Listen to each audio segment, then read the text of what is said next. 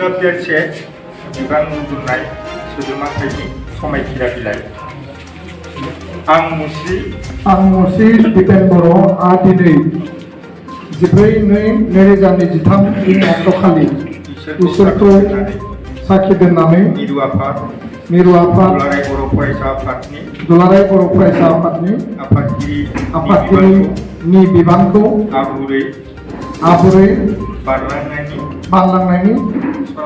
सतबान्था लायो आरो दुलाराय बर' फरायसा आफाद संबिजित आरो गौथुमारि आब्रुथिखौ मानिनानै हाबा मावनो समायखिरा लायो जायखौ फालिनो हायाब्ला आं आफादनि संबिजितनि हाबाफारि बायदियै साजा मोननांगोन। कंग्रेचुलेसन मुस्रि दिपेन बर' अक्ट' 14/2/2023 गोजोन्थों।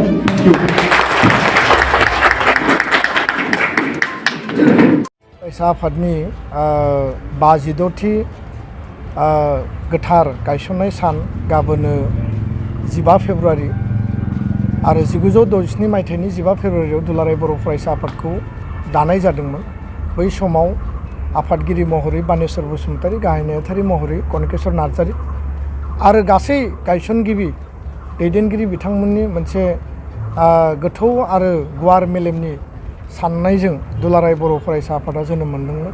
दिनै फैयै फैयै 55थि मोनसे जोंनि जे जार्नि बे जार्निया दिनै सफैबाय आरो बे मोनसे गोग्गानायनि थासारि, बे मोनसे जारिमिनारि सम आरो बेयाव बर' हारिनो जिखिनि एबसुनि गासै मावथि बिबानगिरि बिथांमोना सिबिलांबाय, हाबा मावलांबाय, गावनि जिउखौ सेक्रिफाइस खालामबाय, जों अराय बिथांमोनखौ गोसोखाङो।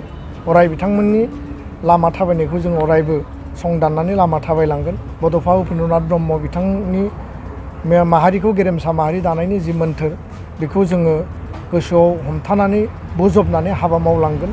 जोंनि बे समायखिरा आरो गाबोननि जि 52थि गायसननाय सान, बे सानजों लोब्बा लाखिनानै गासै बर' हारि, बर' सुबुं, बुहुमाव थानाय, भारताव थानाय, आसाम आरो बड'लेण्डआव थानाय, बर' कसारि काउन्सिलाव थानाय गासैनिसिमबो रोजा रोजा साबायखर बावदों, खुलुमनाय जासिहरदों आरो नोंथांमोना जोंखौ बजबबाय, अनसायबाय आरो अरायबो बजबलांगोन, अनसायलांगोन, जोंखौ जोथोन लागोन, जोंखौ मदद होगोन।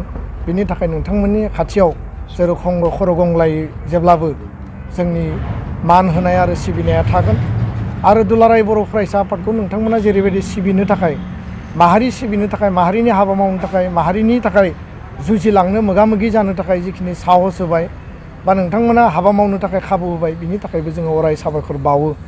दा बयनिसिमबो गायसननाय साननि जि मोनसे गोजोननाय, बे हामलायनायखौ आं बावहरबाय आरो बियो जोंनि थाखाय गोग्गाथाव मोनसे जार्नि आरो 52थि माने बोसोर एबसुनि जि आगान, बे बर' हारिनिनो मोनसे सम्पद, माहारिनिनो मोनसे माहारियारि आफादनि मोनसे आबुं मोनसे जारिमिनारि दावबायनाय आरो बे दावबायनायखौ साफ्रोमबो जोंनि कलेज, इउनिभार्सिटि, स्कुलाव फरायनाय फरायसा फरायसुलिया आंगोनि आफाद, गावनि आफाद आरो माहारिनि आफाद, फरायसा आफाद महरै बजबनानै बयबो हाबा मावलांगोन आरो लामा दिन्थिलांगोन, लामा हान्थिगोन। बेखौनो जों मिजिंथिनानै गाबोननि साना गोजोननि सान जाथों, गोग्गानायनि सान जाथों आरो जाफुंसारनायनि सान जाथों, बेखौनो आङो बयनिसिमबो खावलायबाय। जोंनि मिरु आफादा वेस्ट बेंगलनि करदांगा गोजौ फरायसालियाव जोङो हाबाफारिखौ लागोन।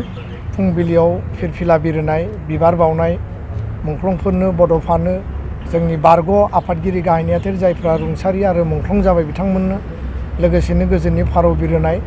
जोंहा एबसु दा लिडारशिप, एबसुनि 52थि बोसोर दैदेननायाव बर' हारिनि जौगानाय आरो थांना थानाय बे आयदानि सायाव सावरायगोन आरो 3 बाजियाव जोङो रड मार्च लादों आरो बे रड मार्चआ जाबाय गोजोन आरो गोग्गानायनि रड मार्च, जाफुंसारनायनि रड मार्च। बेयाव बयबो बाहागो लागोन आरो बिनि गेजेरजों जोंनि गोहोखौ जोङो फिन खेबसेबाव समाज आरो हारि आरो बुहुमाव जोङो दिन्थिलांगोन आरो बे मोनसे अनलायनायनि सक्ति जागोन आरो मोनसे इउनिटिनि, खौसेथिनि मोनसे गोहो जागोन।